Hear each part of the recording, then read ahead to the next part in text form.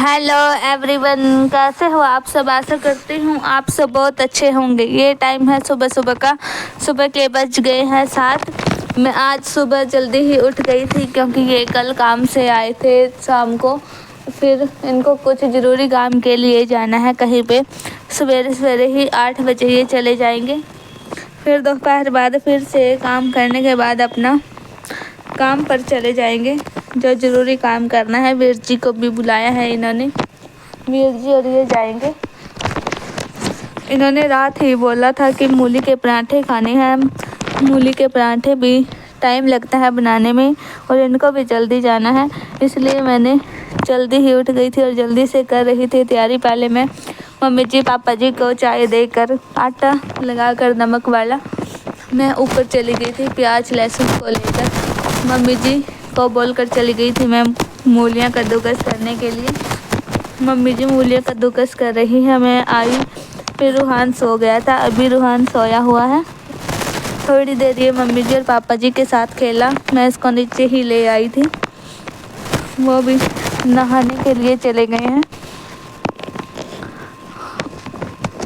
पापा जी को भी काम पर जाना है। फिर मैंने चाय बनाई। चाय बनाकर मैंने रोटी बनाने लग गई। मैंने सारा लहसुन प्याज हरी मिर्च काट कर डाल दी थी और लहसुन और अदरक को चॉप कर लिया था। इनके लिए मैंने अलग से मूली निकाल कर रख दी थी। हरा धनिया डली हुई नहीं खाते ये प्याज वाली, इसलिए इनके लिए नमक मिर्च ही अलग से मिला दिया था मूली में। चाय मैंने बना कर रख दी है, अब सिर्फ गरम करूँगी।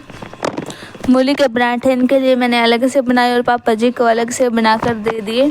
पापा जी खाना खाकर चले गए थे काम पर। टाइम भी लगता है मूली के पराठे बनाने में। अब मैं इनके लिए चाय कप में डाल रही हूँ और चाय डालने के बाद पराठा रख लिया है मैंने प्लेट में। लाल लाल से पराठे ही अच्छे लगते हैं एक एक खाने में, दो दो अच्छे नहीं लगते। इनको मैं खाना देकर आ गई। फिर मैं मम्मी जी के लिए भी बना रही थी, एक मम्मी जी को दे रही थी और एक इनको।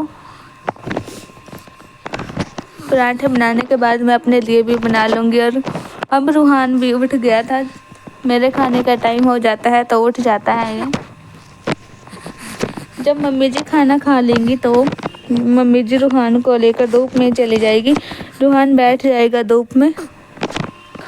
धूप भी अच्छी निकल आती है सवेरे सवेरे, तो ज़्यादा ठंड हो जाती है, उसके बाद निकल आती है। 2 दिन से हो रही है ठंड। आज कुछ गेस्ट भी आएंगे घर पे, जिससे फटाफट से काम करूँगी।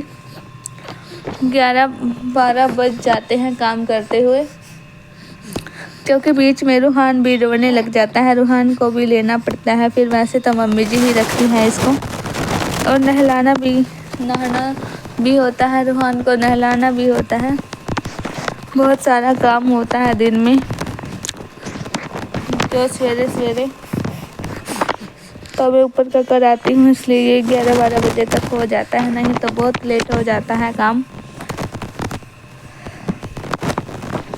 मैंने गैस को कम कर रखा है।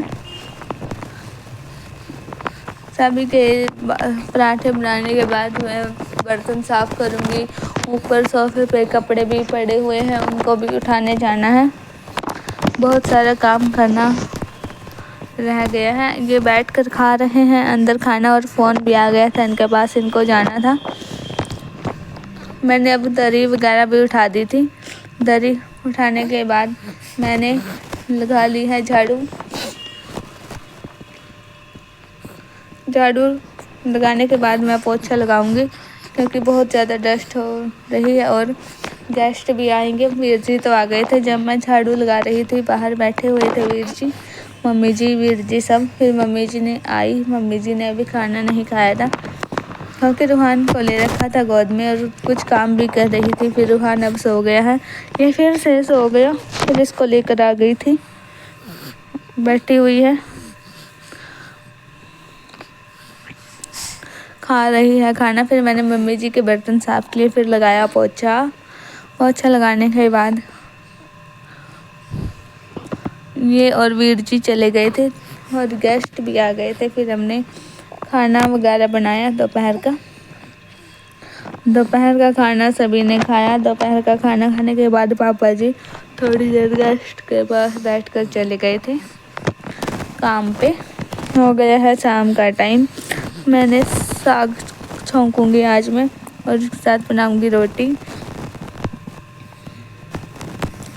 मम्मी जी रूहान को बाहर लेकर बैठी है। पापा जी दूध लेकर आ गए थे। दूध को मैंने गर्म भी कर दिया था।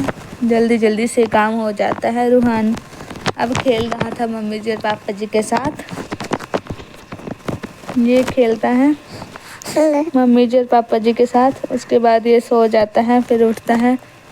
इसको बातें करने की पड़ी रहती है। अब थोड़ा बहुत बातें भी करने लग गया है। सारा दिन गली में भी देखता रहता है। गली में लेकर बैठती है मम्मी जी इसको बाहर। जब पापा जी शाम को आते हैं तो इसको बाहर घुमा कर लेकर आते हैं। इसको मोटे कपड़े डाल देते हैं क्योंकि ठंड होने लगी है। बच्चों को तो ज़्यादा ही ठंड लगती है। सवेरे शाम की ही होती है ठंड।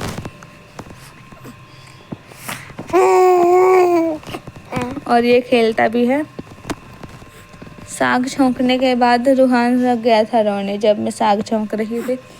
मैं रोटी और साग छौंकने के बाद रूहान को ले लूँगी। उसके बाद हो जाएंगे बर्तन वगैरह जब खाना खाएंगे। अभी कोई खाना नहीं खाता। मैंने 7 बजे ही छौंक लिया था। अभी किसी को भूख नहीं थी। भूख लगेगी जब सबको, फिर खाएंगे। थोड़े से बर्तन पड़े हैं सिंक में, इनको भी मैं साफ़ कर लूँगी। जब मैं खाना बनाती हूँ तो बहुत ज़्यादा बर्तन हो जाते हैं। रूहान बैठा है अपनी